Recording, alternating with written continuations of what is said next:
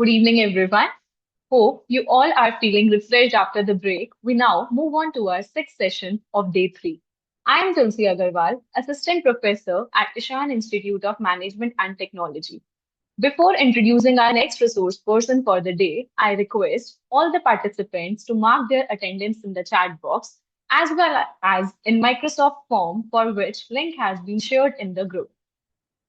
It is my privilege to introduce our esteemed resource person, Mr. Nedelcho Kaidev. He is currently serving as Manager, Digital Lending Products at HSBC, Dubai, UAE. He is an internationally oriented professional with extensive experience in digital transformation, digital product management, business analysis, project management, and change delivery. With a strong background in working with multicultural teams, he is widely recognized as a value driven, goal oriented leader capable of aligning long term vision with immediate results. A graduate of Manchester Business School, he brings with him a wealth of practical knowledge in leadership, innovation, and digital growth. His professional journey reflects not only his expertise in managing large scale digital initiatives, but also his commitment to fostering collaboration and delivering impactful outcomes.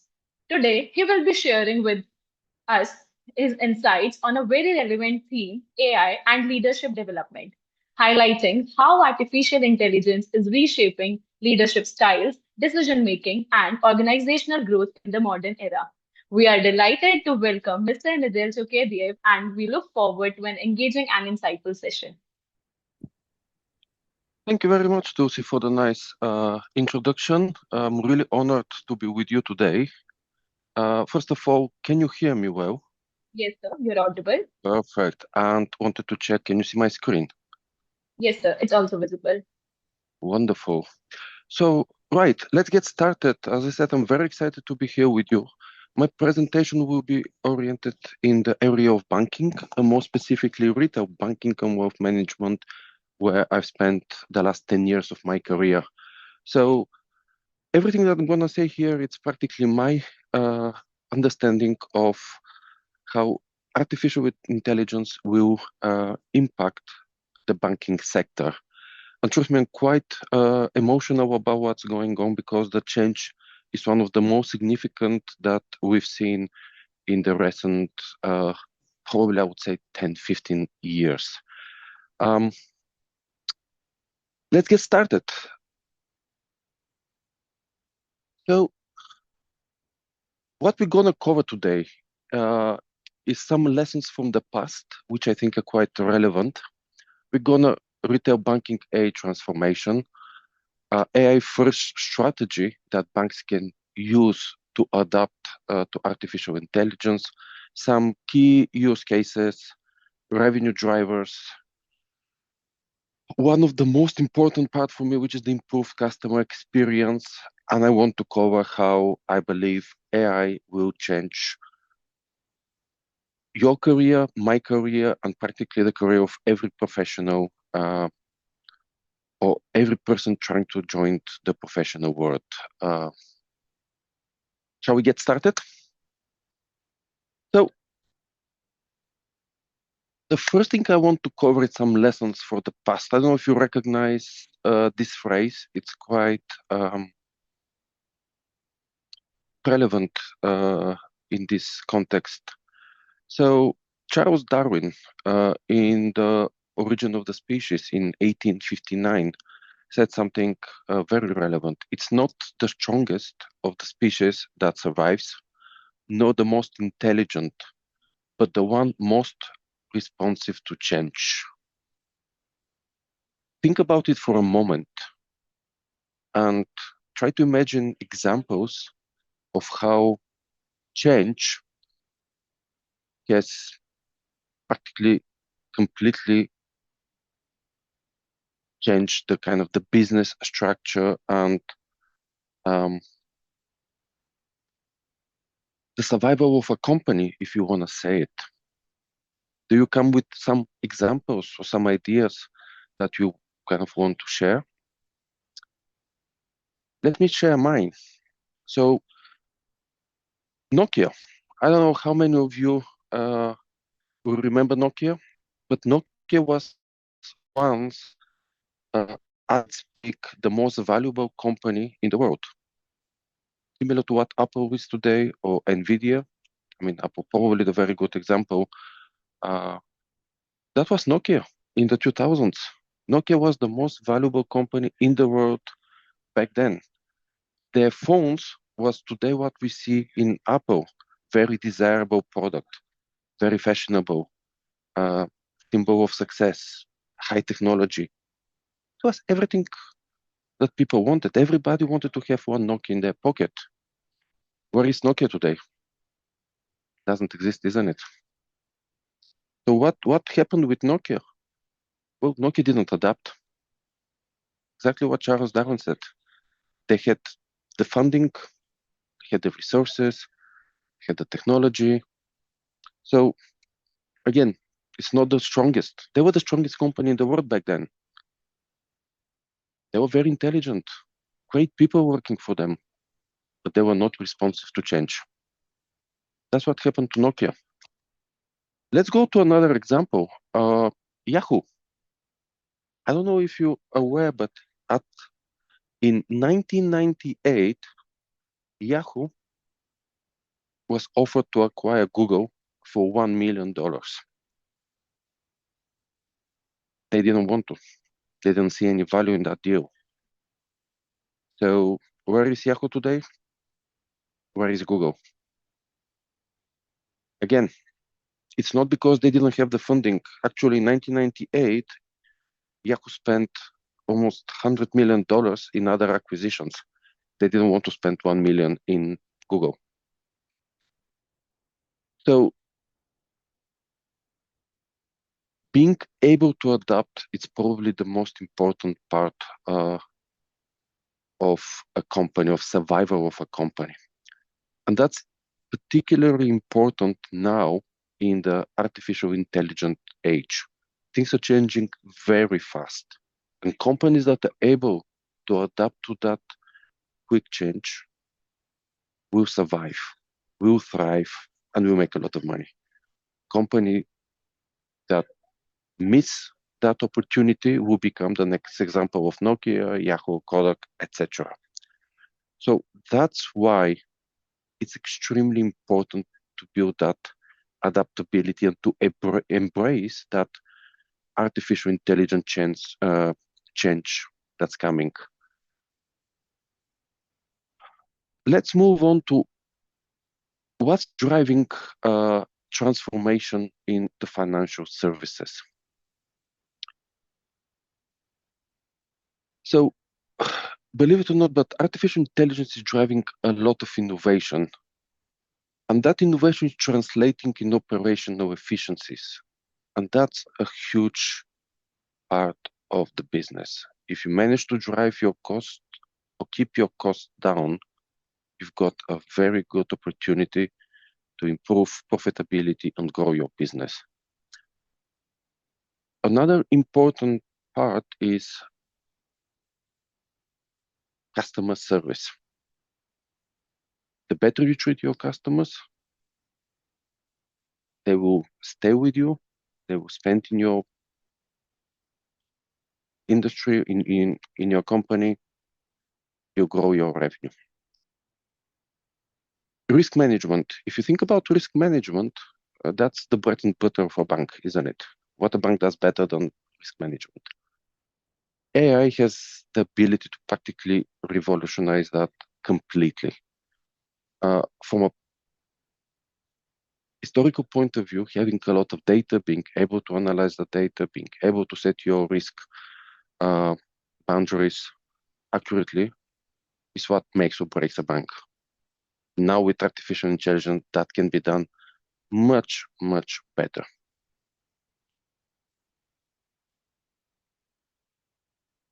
Artificial intelligence is not going to impact only one part of the bank. We are seeing that in investment banking, corporate banking, capital markets. Practically the change is all across the financial sector. And McKinsey, a very prominent financial consultant company, has estimated that AI could generate circa 1 trillion additional revenue for global banking by 2030. That's 1 trillion. It's like 1,000 billion. That's a humongous amount of money. You see the impact, how big it is. It's just $1 trillion in 2025. So we've got 5 years and $1 trillion will be generated. The banks that are able to take a good chunk of that 1 trillion are those that will thrive in that era. Let's move on and drill a little bit further how AI is changing banking sector. Personalization. Ability for the bank to personalize their services to customers on an individual level. If you think about it, that's not achievable right now. A bank will have several bank accounts, several credit cards, 2, 3 types of loans. That's it. You cannot personalize your offering to the individual person. Now with AI, that's actually possible. You could run those models and give a person or every person a product tailored to their needs. And that's amazing. That's something that every bank would want to do, but it's been extremely difficult to sustain. Now I think AI is gonna enable banks to do exactly that. We already touched on the operational costs, but AI can absolutely change the cost structure of a bank. We'll drill down later, a couple of slides later on the front office and back office. But think about it, ability to severely reduce your operational costs using AI is probably one of the first changes we're gonna see in the banking sector. For banks, another big opportunity is ability to uncover new business opportunities. Banks have been focused on a very narrow part, current accounts, credit cards in the retail sector, loans, mortgages, payments. That's it. Now with AI, you can start bringing other revenue streams that banks didn't explore. Data, analytics, integration with other companies and synergies. The huge business opportunities that can be enabled by artificial intelligence. For banks, using data is extremely important, and banks have been using data to make decisions forever. If you think about it, credit decisioning is nothing else than understanding the credit worthiness of a customer based on their previous, on their existing record from previous interactions. So credit bureau data is extremely important. Now with AI, the ability of banks to process data and make informed decision is increasing enormously. It's a complete change. Competitive advantage, we touch based on that. The banks, the organizations able to adapt quickly will gain competitive advantage. That's what Google did against Yahoo, gaining steadily competitive advantage. And this is what Samsung, or kind of Android and Apple, did against Nokia. That's the game, gaining competitive advantage. Personalization of benefits for customers and employees. Now, many times we think about artificial intelligence, how it's going to benefit customers, but also we need to think that probably employees can be the first adopters of artificial intelligence tool that they can then deploy when serving customers. So most probably the first wave of artificial intelligence adoption is not going to be by the customer first. It's going to be by the employees serving customers. Let's move on. Some examples. Currently, customers are served in contact centers. Most probably in few years, we'll see chatbots and automated customer service AI tools supporting customer 24/7. Are they going to be as good as humans? Maybe not, but most probably they'll be able to handle the majority of inquiries. They'll be able to look like kind of give a similar level of service. And whenever that's not possible, they can pass the relationship to a human to complete it. It's going to be a huge change for the customer service team and the contact centers. Credit and loan decisioning. As I said, credit decisioning is the bread and butter of a retail bank. That's what makes or breaks a bank. The models that exist today are the so-called static models. You practically write the rules. You've got input of data engines or decisioning engines, and outputs. Outputs are usually approve, decline, refer if system is not able to make a decision, and return a loan amount and monthly installment. That's what most of the engines do. Obviously check for delinquency and other indicators. Now imagine if you've got an artificial intelligence that can go much beyond that. Look at other data available in the social network. Look at data available in internet. More personalized offering for every customers. Amazing, isn't it? It's complete change in how a bank operates. Fraud and security, extremely important. I mean, you can have first-party fraud, third-party fraud, and it's quite difficult. Sometimes it feels that organizations, banks, one step always behind the fraudsters. A fraudster does something amazing, we learn, adopt it, close that loop, and then we've got fraudster exploring another vulnerability. Now think about deep learning system. Can detect patterns that were not visible for us as a humans, that can flag that in real time. The impact is not only reduced number of actual fraud, but also reducing false positive. Because sometimes we spend too much time looking after the false positives,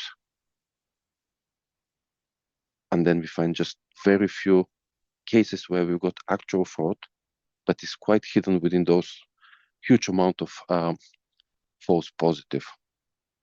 And that could be a huge opportunity also for the cybersecurity team to strengthen their controls using those deep learning tools.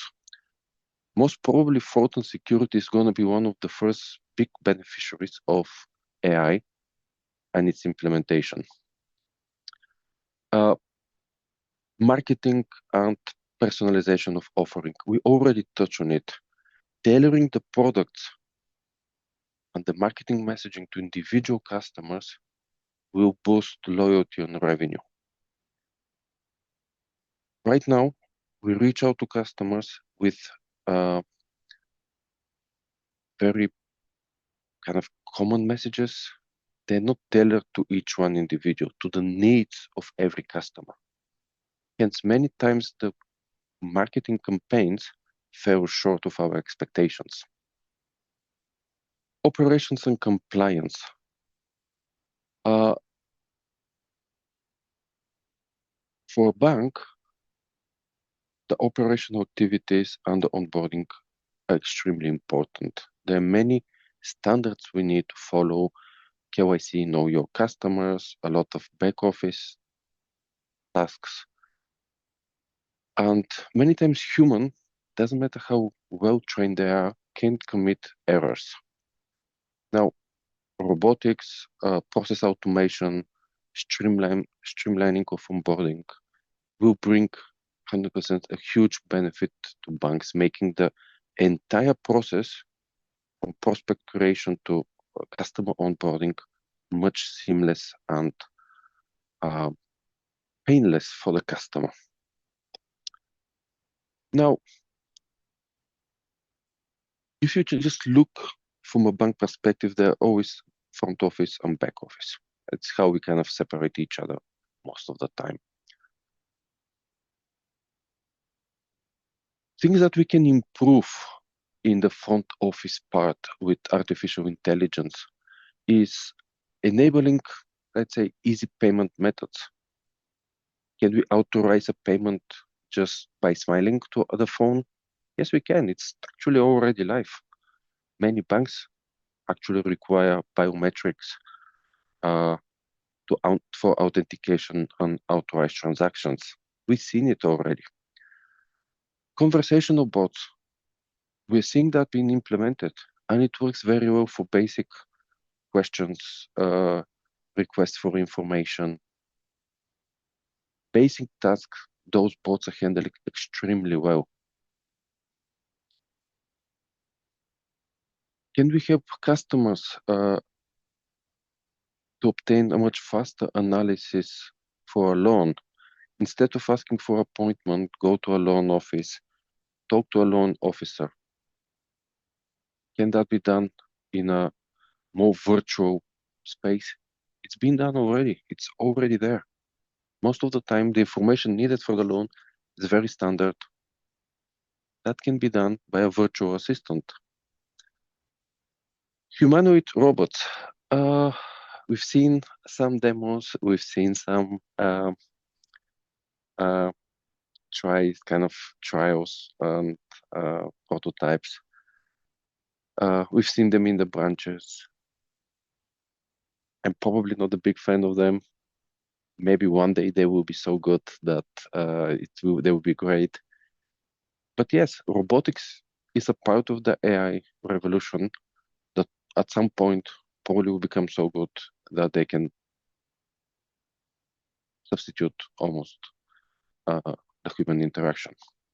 Now, moving to the back office, this is probably where we see the first wave of implementation. Scanning documents, we already seen it.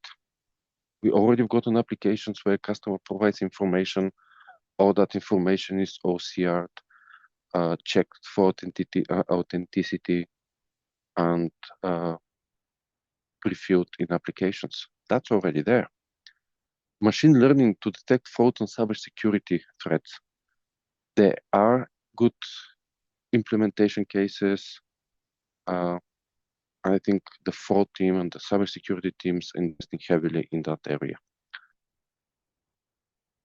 Risk monitoring on real-time transaction. Now, if you think about it, a fraudulent transaction, the moment it passes, it's gone. It's very difficult to get hold of it. Now, AI, it's really going to help us in real time to assess those transactions in the payment industry and stop fraudulent transactions. Can we be 100% accurate? Probably not. But with AI, we've got the opportunity to be 99.9% correct, which is a huge change, extremely important change for the banking industry. Personalized customer notification and alerts. Currently, we're sending millions notifications per day. Every transaction is usually for every transaction, we're sending either push notification to the customer or SMS. Promotional materials, any other information related to potential fraud, etc. Now, What we've got an opportunity is to turn this messaging into a real opportunity for the bank to do better business. You can personalize those customer notifications and alerts and tailor them for each customer. Huge opportunity, and the impact is going to be boosting revenue via this increased personalization. We'll see lowering cost for automation, reduced errors, and better utilization.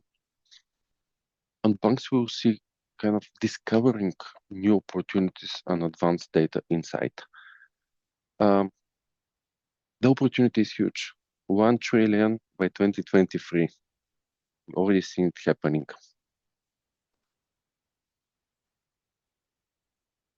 So let's now talk more about personalization and making the banking industry more secure. Offering products to customers, understanding their needs is essential for the bank. Actually, many times the regulator is talking about needs-based lending. The products that we offer needs to be based on the customer needs. Now we've got the opportunity to tailor our products to the individual customer. And we can learn more about the customer using the insights from their social media, from their tools, for every information that they can share. And there is a lot of information that can be leveraged. Servicing the customer, again, based on the customer lifestyle, based on the customer preferences, we can tailor those solutions and enhance the customer satisfaction, which is going to lead to the customer becoming more loyal to the bank. If everything that we do is personalized to the customer always will receive the service that they expect. You can meet the customer needs all the time, which is almost impossible today. Technology gives us that opportunity to provide all that experience for omni-channel. If you think historically, and until not that long ago, we were serving customers almost exclusively in branches. That was how the banking industry was set up. The use of technology really kind of changed how banks operate in the last maybe 10 years, 15 years. Now you've got phone banking set up, internet banking set up, and the last change was probably mobile banking, practically putting a bank in the pocket. And I think banks are already doing a humongous investment in this omni-channel approach. If you think about, there is seamless integration across branches, mobile apps, and web platforms, improving accessibility for customers, and also helping staff serve customers better. Protecting customers from fraud and artificial intelligence-driven security measures. Knowing more about the customer and being able to process much larger data inputs allow us to stop and prevent fraud much better. Sometimes fraudsters, most of the time, they're extremely smart and they can make a transaction look genuine. Now, AI can detect even a small deviation pattern and flag as a potential fraud. That built-in intelligence has the ability to process that data in real time and come up with those patterns indicating that something is not right. Although for human, it seems absolutely fine, but this is where that large amount of data, not only from internal sources, but also external, can help banks detect fraud and protect customers.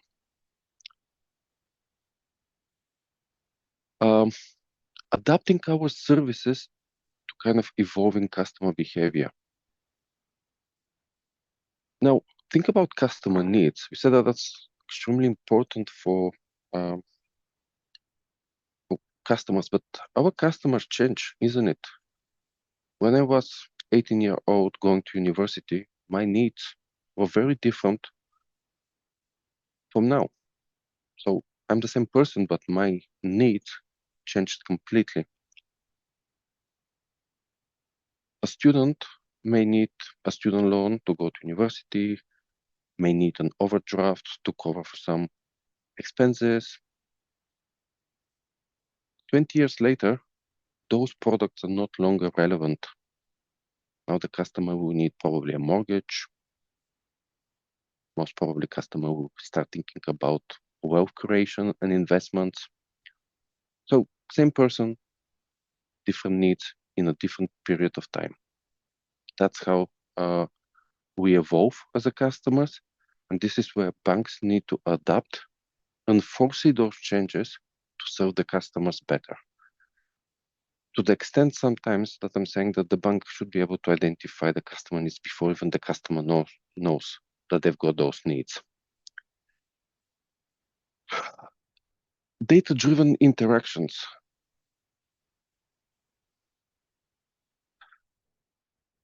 Imagine that you get the communication from the customer of available product the moment you need it. That's great. That's what you need. You need the bank to be able to communicate with you in real time and give you the information you're actually seeking at that point of time. Could be products, savings, could be investments, could be a mortgage. Sending the information at the right time is probably more important than sending any information at the wrong time. Now, I kind of thought about giving an example, putting a scenario of a person, I call it Ben, and how a bank can serve Ben better by tailoring to Ben's lifestyle and financial needs. So imagine that Ben is happy to kind of share their calendar, LinkedIn, Facebook, watch data, smartwatch with the bank. So we can analyze Ben's spending and suggest spending patterns. We can suggest option, and imagine that Ben's friend has a birthday, so we can actually show Ben even where is the nearest flower shop for the occasion. Very convenient, isn't it?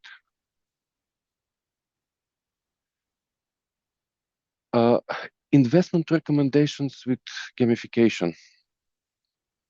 What if Ben has some spare money in their current account? And based on kind of advanced analytics, we can say that money is most probably not going to be spent, or there's no any spending patterns indicating that money is needed.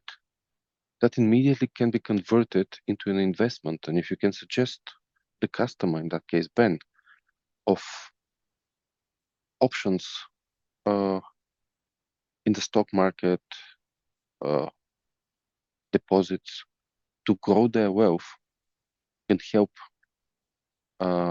Ben in their long-term financial goals. Open banking, for me personally, and I think for every other person, seeing their whole financial situation in one place is extremely important.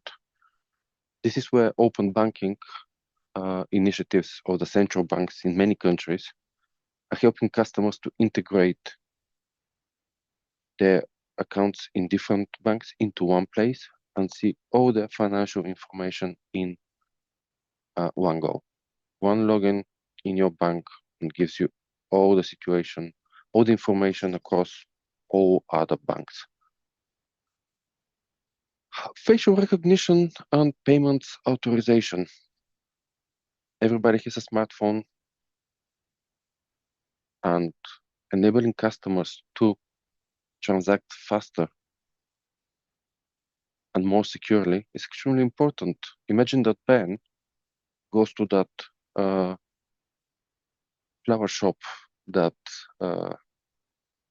we recommended and being able to authorize the transaction just with facial recognition. That's actually already happening.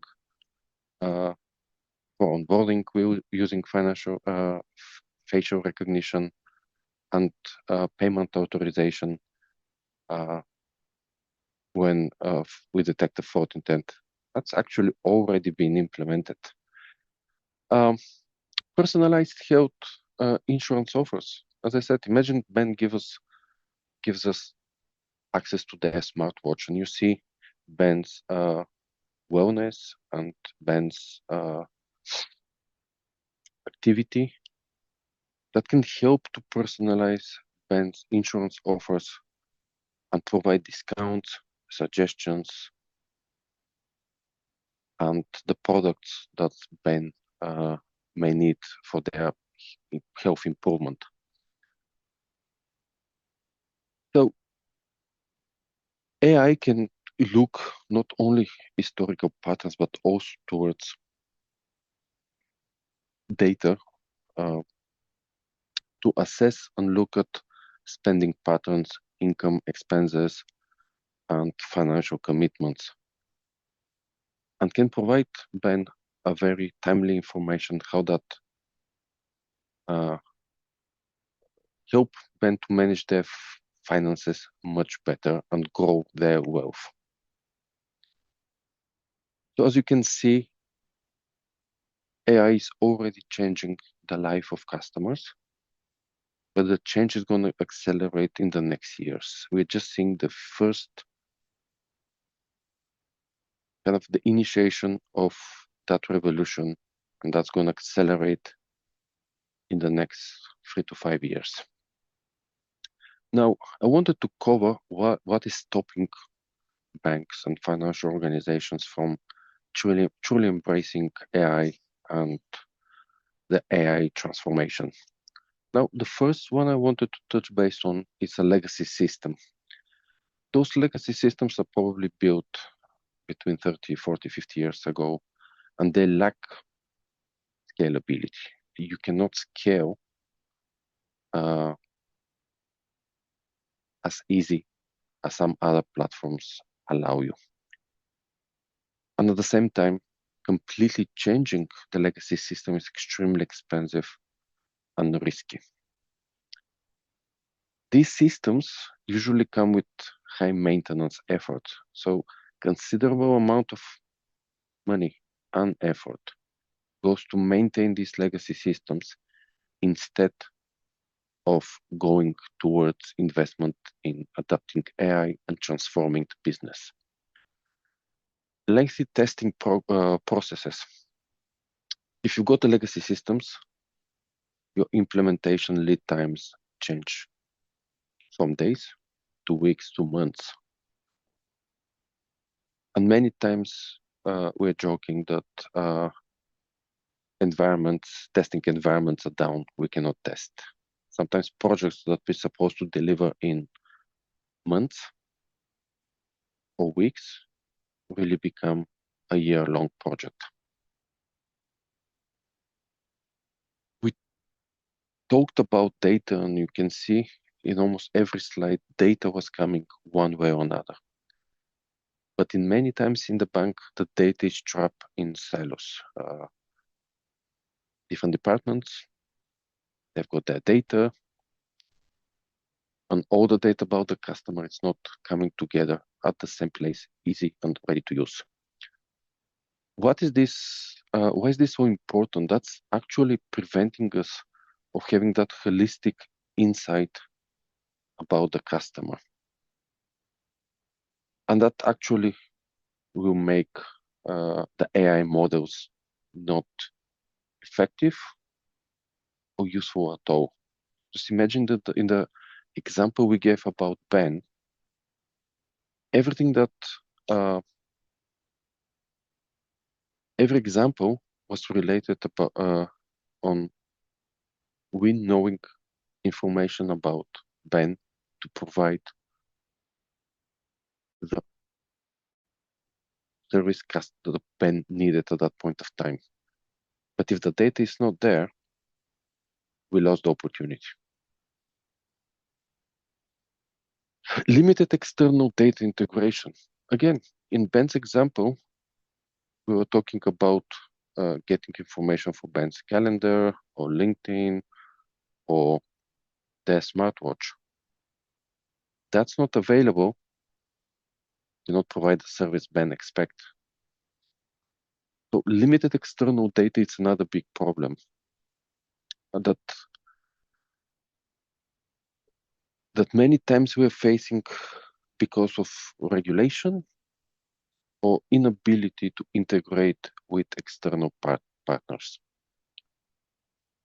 And probably the last one, it's kind of internal limitation between departments, causing inefficiencies and slowing the AI kind of adaptation to the business. Now, if a bank or financial institution wants to transform and overcome the challenges we just discussed, they can do the following things. First one, adopt cloud. The cloud technology is going to solve the problem with scalability and going to improve the operational resilience that is needed. So being able to scale up or scale down is extremely important. And currently, most of the banks lack that ability. Cloud technology is absolutely essential for the successful transformation of the financial industry. The second one I want to cover is enable automation. That can help reduce overheads in IT departments and other teams, enabling self-serving and assessment of internal kind of self-serving capabilities for all the teams involved in the process. Using managed services is probably the next one that can be enabled to shorten time to market when we want to kind of provision new apps or new products in our systems. Democratize data, we already said data is usually in silos. Bringing all that together is going to give us that 360-degree organizational view to make better and faster decisions. APIs, maybe the buzzword that can hear every single day.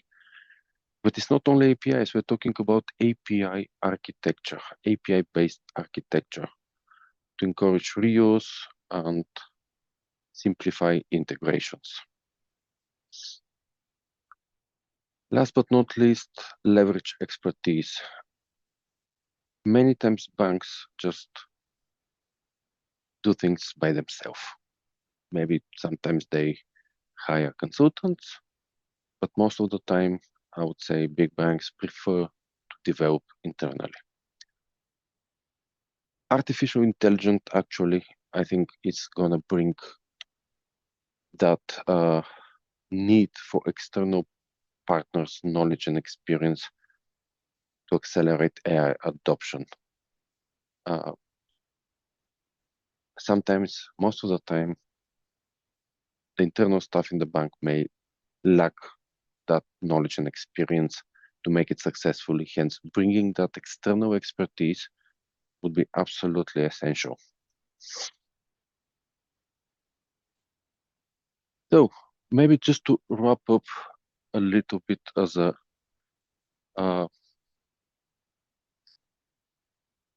what are the layers for successful implementation of AI and transforming financial industry. Reimagining customer engagement. We need to start with the customer. We always need to start with the customer in mind. Better understanding of customer needs, personalized products and services, embedding customer journeys in partners' ecosystems, and creating that omni-channel experience. That's the layer one. That's where the bank's financial industry needs to start with. Decisioning, extremely important, and it has to do with data management, strategies, improve speed and accuracy of decisioning, leveraging third-party data and personalization. And all that's gonna eventually bring enhanced credit decisioning processes. Data is at the center of the AI revolution, especially for the financial sector. Technology and data, as we said, API-driven architecture, cloud technology, upgrade data management and architecture, and implement robust cybersecurity and hybrid infrastructure that can help us with successful implementation of AI. And the fourth layer I wanted to touch is about simplification. It has probably nothing to do with AI per se, but AI is kind of, if you think about it, accelerating the need of that simplification, meeting discipline, governance and decision-making, simplifying processes, rationalize the organizational structure that making it more agile, and creating continuous simplification culture where every team can identify how to become more lean, agile, and more successful. Again, just wanted to kind of highlight the importance of cloud-based scalability, API-driven interoperability, robust cybersecurity, and advanced management data. Those are the four pillars that is going to enable the AI integration, and they're going to transform to what we call the bank in the future. Without the cloud-based capability, the magic will not happen. Without the API-driven architecture, it will not happen. We need to be always making sure that the customer's money is safe with us. So improving cybersecurity by leveraging AI is absolutely a must, and managing the data better, kind of supported by AI and machine learning models. Those are the pillars of the AI transformation and what's going to become the bank of the future. Now, I wanted to touch base on how that's going to impact my career, your career, and probably everybody's career. So if you look at the left, this is probably the current structure, not only in a bank, in any other company. Few very capable and lucky people are at the top. That's usually CEO, CFO, CIO, CTO. The people running the business, the people creating the leadership of the business, people in charge of the long-term strategy and strategic direction of the company. Then you've got management, people making, enabling that strategies and running the day-to-day operations. And then you've got staff. That's probably where the grand majority of the personnel in any organization is. And that is going to change. And we already see that many tasks that staff was doing now can be done faster, cheaper, and better by AI tools. And that creates a problem because if you need less staff, how are we then going to create the managers of tomorrow? And the organizational structure changes completely. You see that the grand majority of the staff in the existing model are working hard to progress to the next level with this management, and the next level become a company's director or leader. In the future, we're going to have less staff. How are we going to train them to become managers? And I think here is where the programs such as the one that you're attending now and leveraging other training modules on AI is going to help you. You've got to become already a leader in the AI era. You've got to know to use AI tools, technologies, and being able to do the job of a manager faster, better than before. So it's a huge organizational change, which we need to see how it's gonna play in the next year. But bear in mind the way AI is transforming our career paths is already there. We see it many tasks that needed to be performed by staff are now done by AI models, automation, and other tools that we have implemented based on technology. I'm not gonna use AI. AI is still coming into the picture, but it's already causing a big disruption. So probably to wrap up from my perspective, banks need to remain competitive, and adopting AI is gonna be absolute must. We need to fulfill better customer demands, modernize the bank infrastructure, enhance data and collaboration, and leveraging external partners. This will drive growth, will drive personalization, will reduce costs,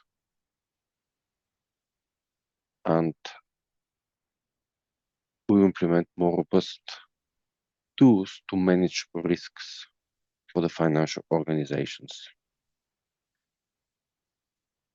So that's all from me from today. I'm happy to take any questions if you have any.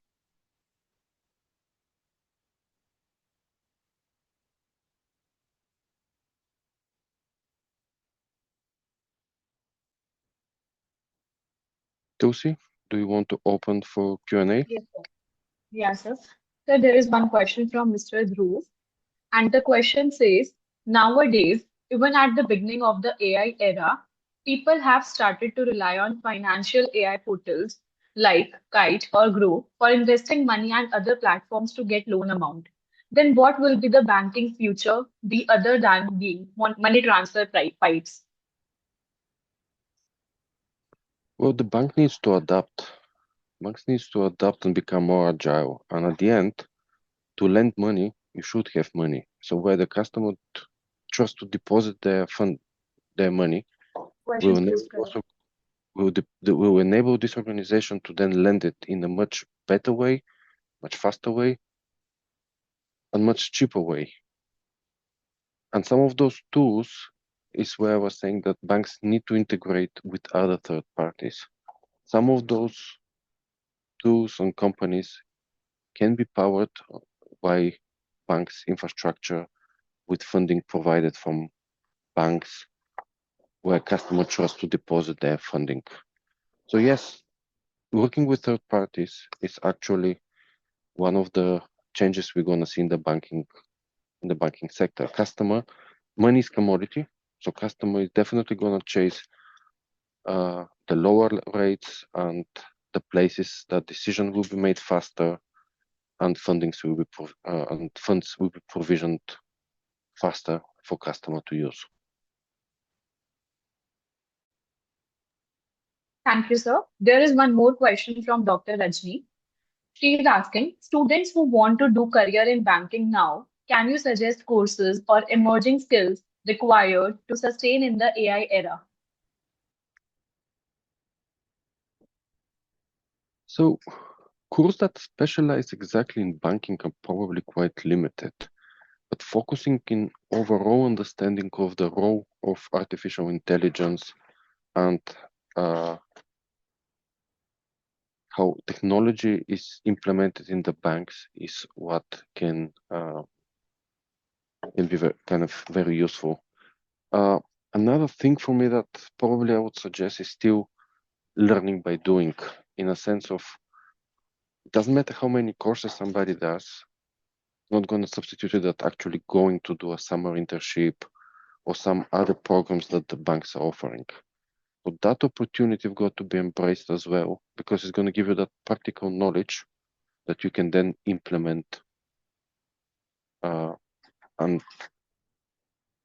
evolve if you want. So by doing it, where I studied in Manchester was one of the mottos of the university, is extremely important.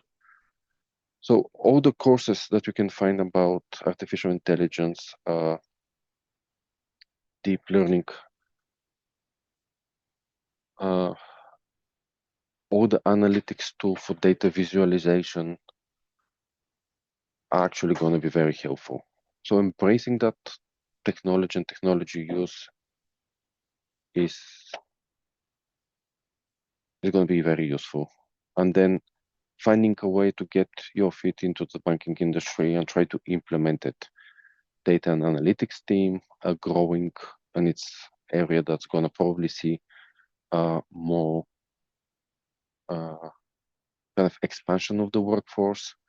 Digital teams that look at building those apps and journeys. It's going to be an area in the bank that's we're going to see growing. Technology, where those AI models and algorithms will be implemented, we're going to see growing. And in terms of departments that we may see shrinking in the future, are definitely going to be customer servicing, as we saw some of the AI tools are enabling better customer serving. Operations, many of the tasks that operations teams are doing can now be done by AI-powered tools. So yeah, everything that has to do with digital, building digital journeys, data and decisioning,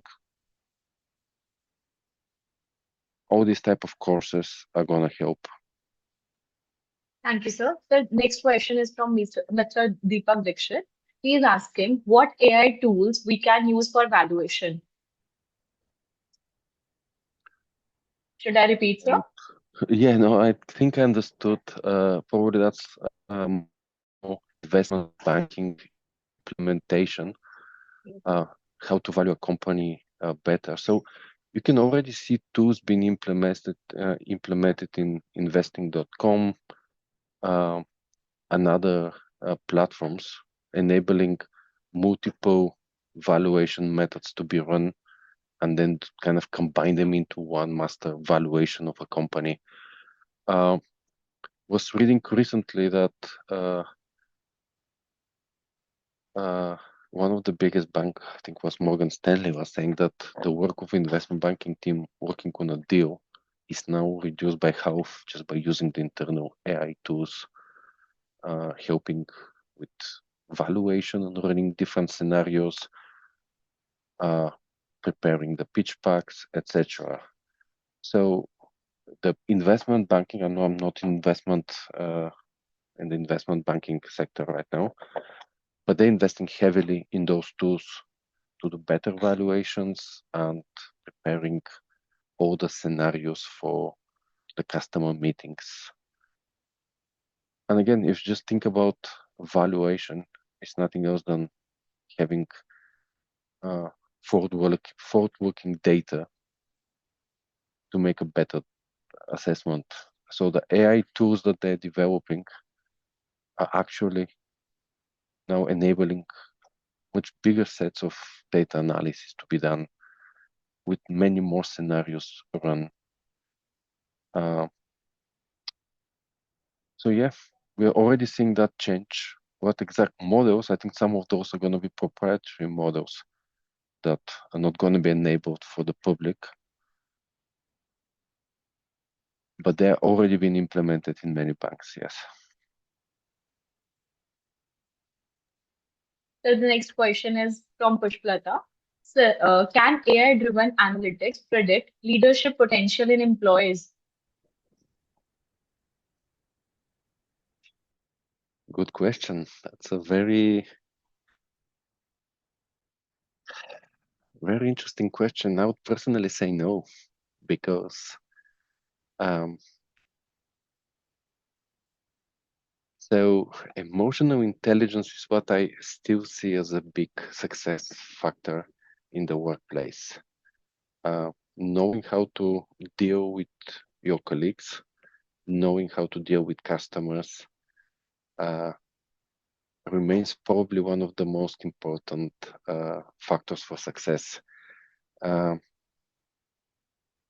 we want to measure everything nowadays. We want to try to run analytics, try to predict, but at the end of the day, that ability to build human connections, that ability to empathize, uh, that ability to build trust, uh, in my opinion, is what is going to make the leaders of tomorrow. It's very difficult to put an analytics on it and assess it. It's trust, it's intangible. It's probably very difficult. If it was operational work, you can probably have models to kind of predict how accurate an employee will do. But as I said, those type of jobs are probably going to be disappearing more and more. Leadership is about soft skills. It's about motivation, able to empathize, able to motivate your team, uh, its ability to adapt. And I don't think you can do a analytics model to predict that leadership potential. But very good question. The next question is, do you think banks are ready for future challenges like cryptocurrency and AI, or will these reduce the role of traditional banks?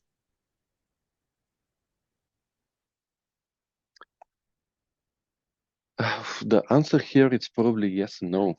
Banks investing heavily in technology, crypto technology. I'm not going to say cryptocurrency, but crypto technology. And I think that some of the banks will adapt AI very successfully. And from traditional banks, they're gonna move that gonna do that transformation to the bank of the future. Others will not. Like it or not, some banks will not be able to do that transformation, and eventually they will may need to exit the whole sector. Uh, the role of the bank, as per se, most probably will not disappear. I mean, since humanity exists, there has been a need for managing of assets and money maybe later, but if you just think there has been always that element of banking service, a deposit, a loan, etc. That will never disappear, most probably. It's just gonna transform in a different ways to do it better, faster, cheaper. Can we see change in the banking sector from bigger banks becoming kind of seeing a lot of fintechs competitors? Absolutely. Most probably we'll see the entrance of many uh, small financial savvy kind of technology driven competitors. And we already see that. I mean, in UK, if you see small banks like Monzo, Revolut are growing very fast, providing a fantastic service to customers. So fintechs are entering, but they are practically kind of improving what traditional banks used to do. It's the same service, they just do it much better, faster and cheaper.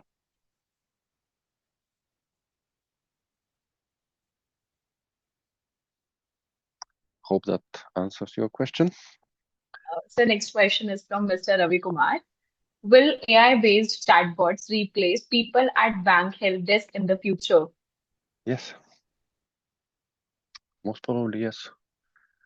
Uh, it's not going to eliminate that workforce for sure, but it's going to replace some significant number of help desks roles. Kind of the future, in my opinion, for what we see so far, is a hybrid model. A hybrid model practically means that the interaction will probably started with AI chatbot. Chatbot will take it as further as possible based on their algorithms. And when that's not possible to continue, we'll pass to a human. And that's what I'm saying. It's not the help desk. It's not going to disappear. It's just going to kind of evolve in that hybrid model where technology and humans will be running the help desks in the future. So the next question is from Dr. Vaidya. How can AI tools help leaders in making unbiased and ethical decisions?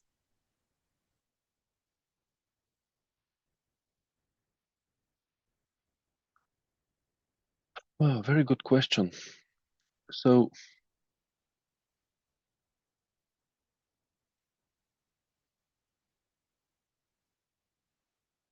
probably the easiest part of the question is on unbiased. Everything gets measured, gets done. So leaders can create a much more sophisticated tools to measure success and customer satisfaction and how employees contribute to that. So that's what's going to help to make it unbiased, to make it more meritocracy, if you want to call it. Now, ethical is where it becomes a little bit more complex because can we create tools that treat everyone the same? Yes, we can. Is that ethical?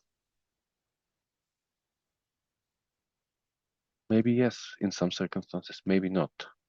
Two different persons needed alone, should they be treated the same? If they've got the same circumstances, maybe yes, but usually that's not the case. So to make it ethical, it's going to be a little bit more subjective, and this is where a lot of thinking needs to go, how to implement AI tools and make those decisions ethical, compliant. Maybe I can use the term more human. Maybe. So the next question is, how can leaders strike a balance between data-driven AI insights and human institution? No. I think that both of them are actually not, they're complementing each other, isn't it? Data-driven insights are going to give you all the information that you need to make your assessment. to verify your intuition or not. If you don't have data, you're just imagining the future. You're just kind of making assumptions without anything to be based on. The more data you've got, and the AI can help you get one more data and then assess that data that can help you to validate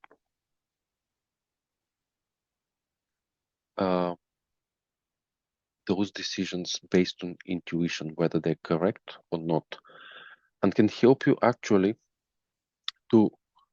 can help leaders to continuously assess their decisions. There's no perfect decision, but if you get constantly data and able to assess more frequently, leaders can change the course and adapt the strategies much faster and better than just basing it on intuition. So I think that AI can actually boost and help leaders to validate their intuition and make actually better decisions. So the next question is, could over-reliance on AI reduce critical thinking skills in leaders?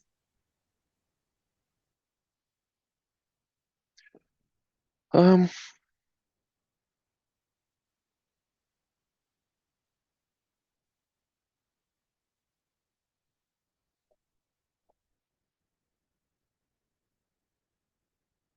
can you repeat the question? Yes, sir. Could Yeah, could over-reliance on AI reduce critical thinking skills in leaders?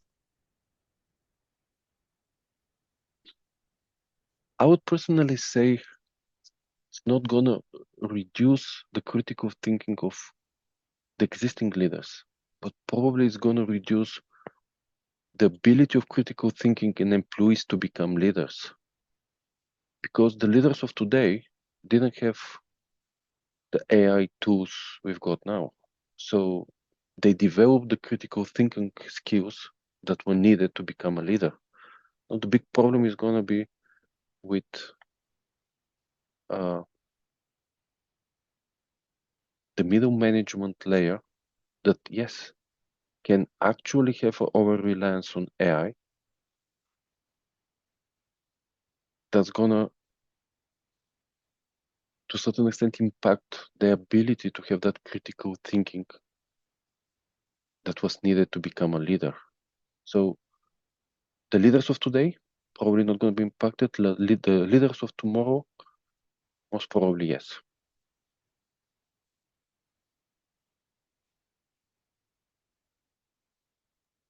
So the next question is, can AI simulate complex leadership challenges for experiential learning or scenario planning?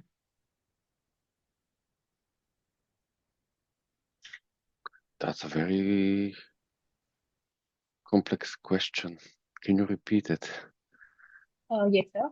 Can AI simulate complex leadership challenges for experiential learning or scenario planning? I think it can. You can ask AI tools to simulate different scenarios and come up with, and that can be used in training staff and kind of preparing contingency plans in the organizations. I'll probably would enhance those models with the probability and have a different trainings for different groups depending on the probability of those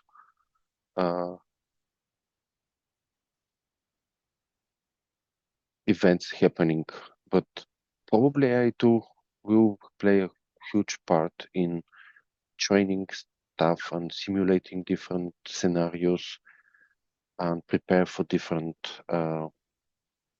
unforeseen events. And yeah, that can definitely probably will boost the training of employees. So the next question is, AI cannot show care or deal with deep, complex issues like a human. In cases of loan, trouble, or fraud stress, people often want to talk to a real person. Is it true?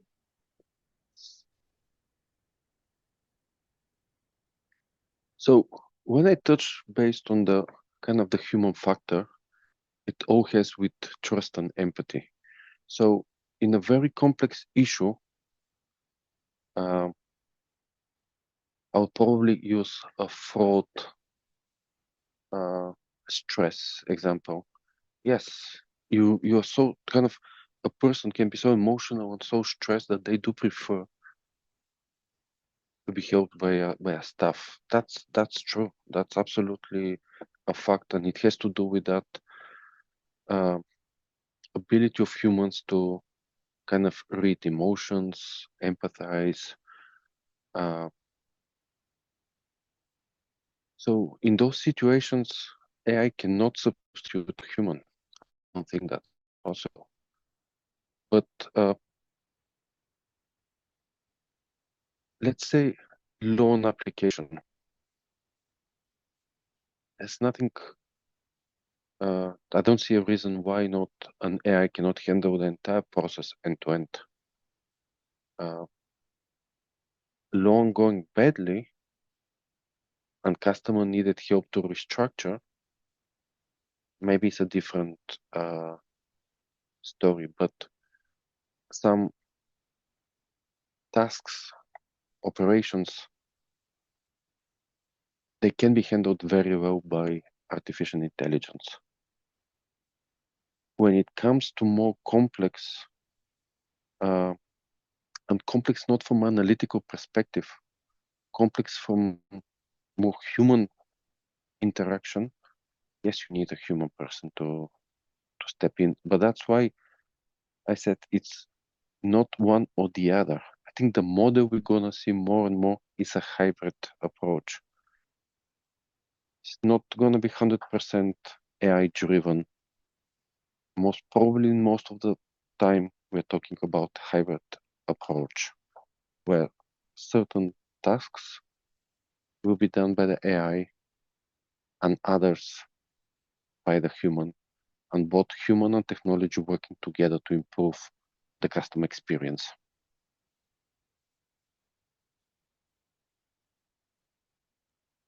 Thank you, sir. I think we've With got time that, for a few more. Let's. yes, there is one more question. Uh, can AI identify specific skill gaps in leaders?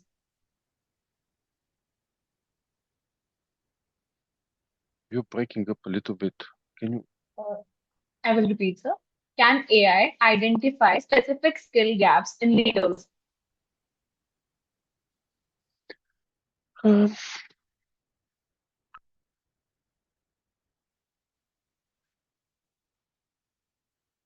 Possibly it can.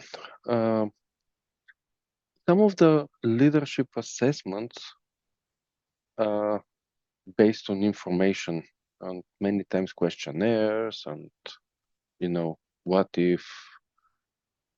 So if we create models to feed more information about the leader, yes, that can boost the assessment and actually provide more tailored results and guidelines for leadership development. It's probably an area that we're going to see an expansion in the future. Uh, Again, leaders, they've got uh, skills that go beyond the analytical skills. They're kind of more emotional intelligence. But you can actually probably quantify that based on feedback from other people. And so you can actually be able to kind of pull data from different systems, questionnaires, feedback. You can probably measure and read the way the leaders are responding to staff, to emails, dealing with people, and come up with recommendations for future uh, leadership development. It's definitely one area that we can see impacted by AI, for sure.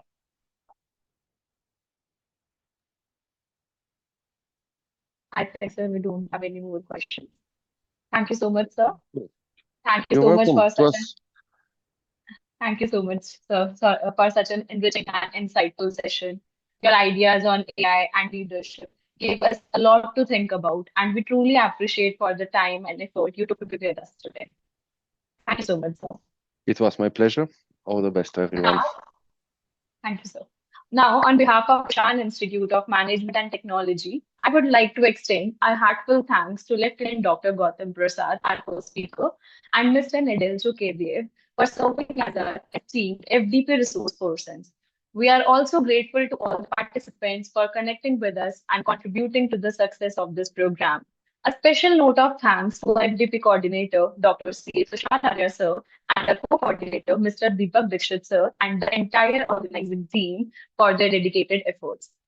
Now, I request all the participants to switch on their cameras for the group photograph.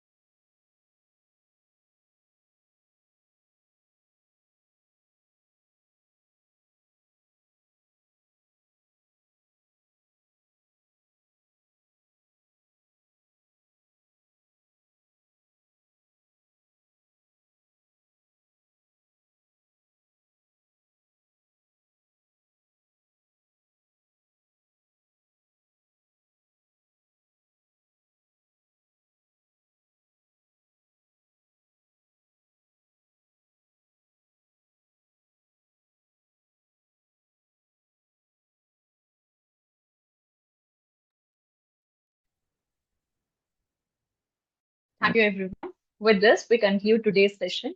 Participants may now leave the meeting. Thank you once again for your presence. Thank you so much, everyone. Thank you, everyone. Thank you so much, sir.